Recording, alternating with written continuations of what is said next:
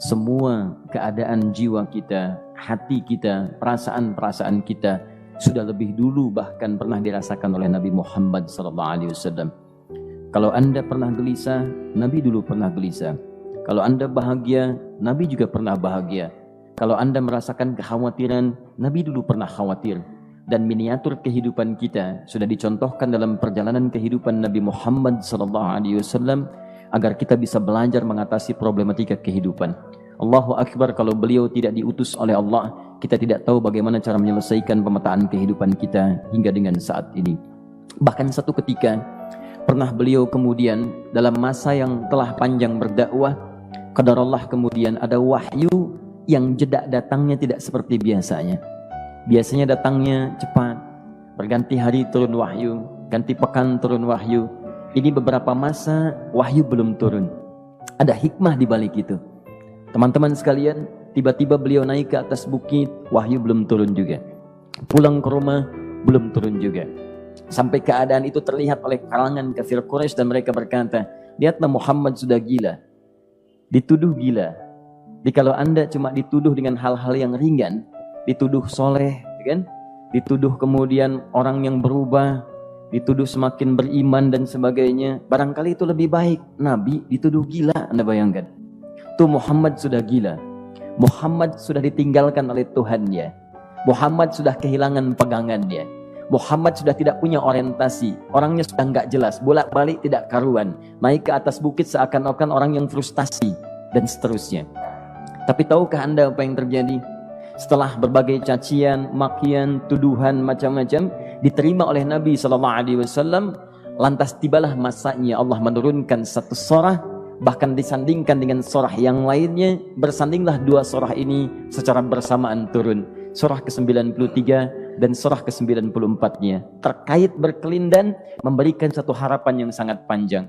Kata Allah, "Wadduha wal-laili idza saja ma wadda'aka rabbuka wa ma qala walal akhiratu khairul laka minal ula walasawfa yu'tika rabbuka fatarda alam yajidka yatiman fa'awa wa wajadaka dhallan fahada wa wajadaka 'ailan fa'aghna fa ammal yatima fala taqhar wa ammas sa'ila fala tanhar wa amma bi ni'mati rabbika fahaddits."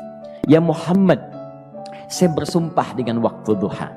Kalau kita baca dengan ilmu balaghahnya, itu bukan sekedar sumpah mengilustrasikan waktu duha. Karena di ilmu balaghah itu nanti ada 3 turunan ilmu. Ada disebut ilmu ma'ani, ilmu mencari kata-kata sehingga ungkapannya sesuai untuk disampaikan. Mana kata-kata yang tepat untuk disampaikan dalam konteks yang ingin dibicarakan. Itu ma'ani namanya. Kemudian setelahnya ada ilmu bayan, bagaimana mengemas kosakata yang bagus ini sehingga bisa disampaikan dengan jelas, orang tidak bingung menerimanya, paham maksudnya. Kemudian setelah itu kadang-kadang jelas kalimatnya, tapi kedengarannya tidak indah. Woi, rapatkan, woi, apa belum paham juga? Rapatkan saf. Memang jelas, tapi nggak ngenakin. Maka bagaimana caranya disampaikan dengan jelas, tapi hati kita terasa nyaman, memuji. Rasanya nyaman diserahkan kepada Allah, tapi ada kebahagiaan, disampaikan tidak terasa tergurui, diperintahkan serasanya diberikan jalan untuk mendapatkan kebaikan. Maka yang ketiga disebut dengan ilmu badi' namanya. Ilmu menghiasi kalimat yang disampaikan sehingga terasa dengan nikmat. Turunannya nanti ada majaz namanya. Mengambil sebuah kalimatnya untuk diposisikan pada kalimat yang nyaman disebut dengan kinayah turunannya. Maka teman-teman kata Allah, wadduha. Diterjemahkan demi waktu duha, bukan sekedar waktu duha, karena duha itu ada cahaya yang indah, dirasakannya enak. Antum keluar waktu duha kan enak tuh, berjemur, kata orang Sunda moyan gitu kan, datang, bahkan sampai dianalisis ada vitamin D-nya bisa terasakan, ya. Kemudian setelah itu ada kenikmatan, enak suasananya, seakan-akan dunia milik sendiri, yang lain numpang. Wah, nyaman keluar itu. Baik, jadi wadduha itu ingin bersumpah mengilustrasikan waktu kenyamanan yang pernah dilalui. Kalau dalam bahasa tafsir yang luasnya, saya bersumpah Muhammad, demi segala kenikmatan yang pernah engkau rasakan dalam hidupmu, seperti engkau merasakan cahaya duha itu. Engkau pernah senang, saya bersumpah dengan kesenanganmu. Engkau pernah tenang, saya bersumpah dengan ketenanganmu. Engkau pernah nyaman, saya bersumpah dengan kenyamanan yang pernah engkau rasakan. Wal laili idza saja. Dan aku pun bersumpah demi gelapnya malam. Demikian terjemahannya. Bukan sekedar gelapnya malam, saja itu sesuatu yang pekat. Ya, ini belakang kelihatan agak gelap nih. Untuk memberikan proyek, kesini aja Pak, saya cuma ngasih contoh ini. Contoh, saya bukan mengeluh, bukan, ingin memberi contoh. Ya, contoh pada ilustrasi yang mau saya sampaikan. Nggak apa-apa, biarkan saja. Saya mau contoh kasih kata saja. Ya, ini belakang agak gelap untuk memproyeksikan cahaya ke sini. Tapi yang mau saya sampaikan, kalau gelapnya begitu pekat, semua cahaya ini nggak ada. Cahaya nggak ada nih, sama sekali tidak kelihatan. Saya mau tanya pada Anda, beraktivitasnya mudah atau sulit? Mudah nggak menemukan sendal Anda di luar? Belum tentu. Menemukan jalan keluar pun belum tentu mudah. Anda mesti meraba-raba jalan. Anda mesti kemudian melihat sesuatu dengan pandangan mata hati Anda. Raba, dan sebagainya. Sampai menemukan jalan itu pun belum tentu benar. Itulah yang disebut dengan gelapnya malam saja pekat. Kadang-kadang ada orang yang menghadapi satu kesulitan yang pekat, suasananya siang, cuman karena masalahnya begitu pekat seakan-akan membuat diri dia gelap. Jalan susah, limbung gitu. Kenapa gelap ya? Padahal terang. Karena masalah menggelimuti dirinya seakan-akan dia diselimuti masalah yang gelap. Bimbang dia, makan gak enak, minum gak nyaman, dan seterusnya. Ya, biasanya makan ayam tenang, ini dikasih yang lebih enak juga rasanya pahit, gak enak zamannya. Maka kalau kita ilustrasikan dalam suasana tadi Muhammad, saya bersumpah, engkau pernah hidup nyaman, ataupun engkau mengalami masalah yang sangat pekat dalam kehidupan. Engkau alami sesuatu yang dahsyat, sampai engkau bingung, bimbang, pekat, mereka menuduhmu dengan macam-macam. Ma wadda'aka rabbuka wa ma qala. Saya pastikan kepadamu, dalam keadaan nyamanmu seperti dulu, ataupun engkau bimbang seperti sekarang, Tuhanmu tidak akan pernah meninggalkanmu ataupun menuduhmu gila. Orang-orang yang dekat dengan Allah Subhanahu wa ta'ala, maka Allah akan menjaganya, baik dalam keadaan yang tenang dan nyaman, ataupun dalam kesulitan yang luar biasa. Walal akhiratu khairul laka minal ula. Nanti saya akan tunjukkan kepadamu, jika kamu telah tabah dan sabar menerima cacian mereka, menerima tuduhan mereka, nggak apa-apa, ini kan muqaddimah. Masa kamu masih panjang. Kamu masih panjang dalam berdakwah, kehidupan kamu masih panjang membawa tugas dan misi. Kalau kamu belum bersabar pada yang sekarang, bagaimana dengan yang di masa depan? Tapi saya pastikan kepadamu, jangankan yang seperti ini, masalah pekat yang paling hebat pun kamu akan hadapi, yang membuat kamu sedemikian sulit lebih daripada ini, yakinkan pada jiwamu, aku tidak akan pernah meninggalkanmu. Ini prinsip dalam kehidupan kita. Jika Anda menggantungkan hidup kepada Allah, Anda bersandar dengan baik kepada Allah, maka ayat ini akan mengatakan, teman-teman sekalian, Allah tidak akan pernah meninggalkan Anda dalam setiap kehidupan Anda. Nanti, sekarang perjuangan. Kata Allah, walal akhiratu khairul laka minal ula.